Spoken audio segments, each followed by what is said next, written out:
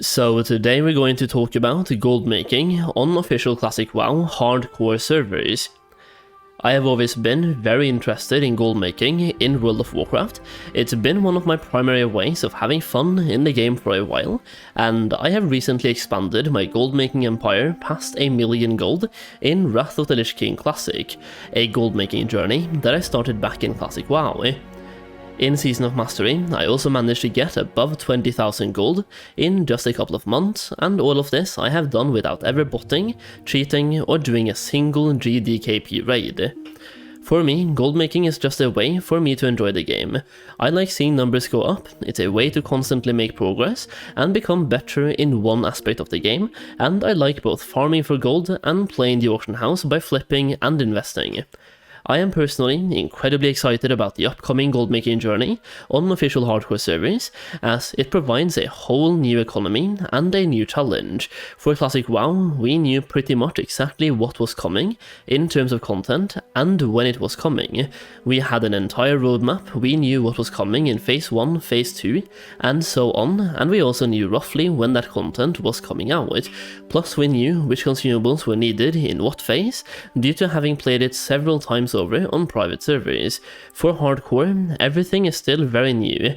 The endgame raiding meta has not yet fully been developed, and even the small developments we have had so far on Classic Era the last year will be spiced up by there being some alterations and modifications on the hardcore servers, such as for example the removal of buffs and debuff limits, meaning Shadow Priest can start using all of their damage over time effects, and Shadow Weaving damage debuff stacking, making them infinitely more useful in raids. Hunters can actually use Serpent Sting, Warlocks can use Corruption, Agony, Siphon Life and Immolate, because once again they don't take up one of 16 debuff slots now that the debuff slot limit has been removed.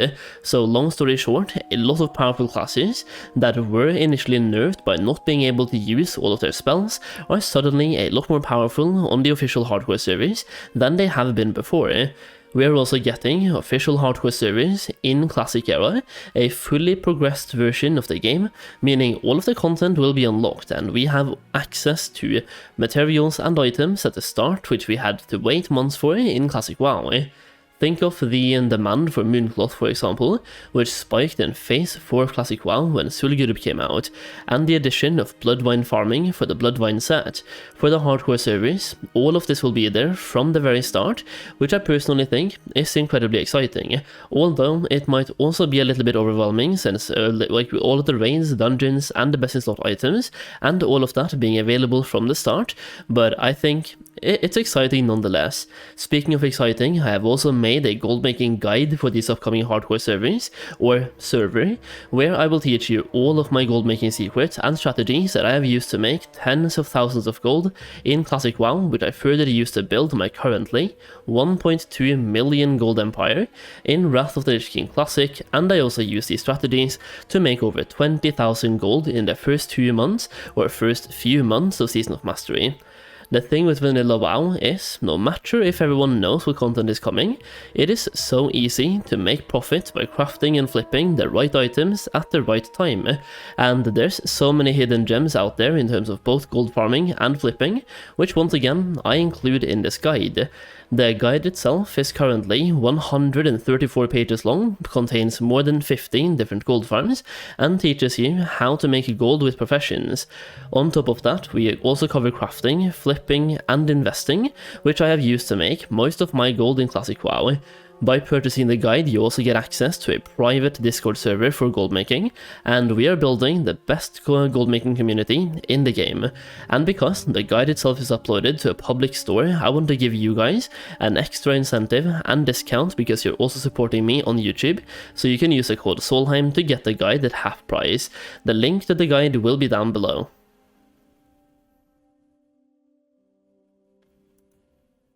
Now, with all of the content being available from the start, we have access to a bunch of gold farms in the early days of Classic Hardcore that we had in original Classic WoW that we had to actually wait a long time for.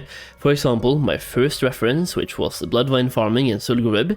This can be done as a solo player by knowing where to go to avoid mobs, as well as where to stand in order to reset the mobs as well.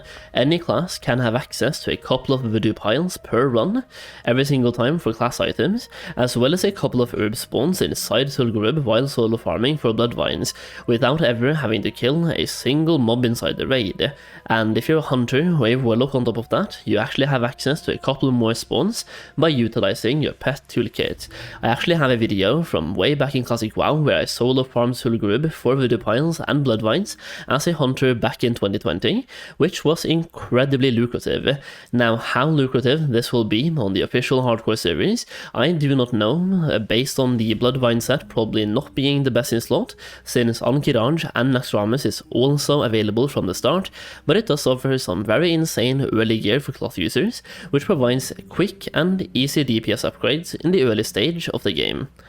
Now, on top of that, we also have Dire Maul from the beginning this time around, meaning lasher farming will be a thing for those brave enough to give that a try when you only have one life, as well as Dire Maul hyena farming, which might yield slightly less gold than lasher farming, but will be much safer. The availability of Sul'Gurub and Ankh-Iraj specifically will also spice up the raiding scene. In terms of that first of all, there will be more raid nights per week than there would be if we followed Classic WoW's raid schedule, where we only had Molten Core and Onyxia for the first few months. This time we have at least 2 extra raids to do on a weekly basis, plus Sul'Gurub resets twice, so items that are in demand for raiding, like consumables to increase your DPS, will be in higher demand than pretty much ever before. Plus, you also have the fact that these are one life servers, so anything that increases your character's survival will also be in higher demand than ever before. Think about Flasks of Petrification, Flasks of the Titan for an increased health pool, other stamina elixirs, magic resistance potions, limited invulnerability potions. There are so many items that I think will have a completely different price this time around. You also have the fact that mage boosting is pretty much gone on hardcore servers. First of all, level 60s cannot do dungeons with people under level 60, and while you're under level 60, dungeons will reset like heroic dungeons doing Wrath or TBC, meaning you can only do 1 run per dungeon on a daily basis, resetting at 9 AM every single day. On top of that, mobs inside the dungeon do not give experience. All experience have been chunked into the bosses, so farming mobs inside dungeons won't help you level up either. The entire endgame goldmaking scene has switched up entirely, and I just cannot wait to see it unfold. You also have the fact that this is one of the first few times that we truly have a blank slate for Classic WoW, with a complete fresh start both for our characters and for the economy. You could argue that we had that once with the fresh TBC servers for the Wrath pre-patch, but eventually they opened transfers to and from those servers, which impacted that economy. You also had the same with Season of Mastery, which had a 1-year lifespan, so you knew the gold you had there wouldn't last forever, or you would have to transfer to a different economy with your gold. This time, the hardcore servers are here to stay, and it's truly a fresh start and a new chance to do whatever you wish. There are ways to transfer off the hardcore servers to a regular Classic era server, but not the other way around, meaning this is truly the first meaningful fresh start we have actually had in Classic WoW's history, especially if you ask me. Now, for this specific video, I really just wanted to sit down and talk about gold making on hardcore servers more in general, but I have a lot of useful videos coming out on that topic as we get closer to launch. In fact, I have a gold making and gold farming series scheduled for launch week where I show you how to make gold while leveling, so stay tuned for that. Either way, leave a like on the video if you enjoyed, subscribe for more content. As always, thank you so much for watching, and I'll see you again very soon.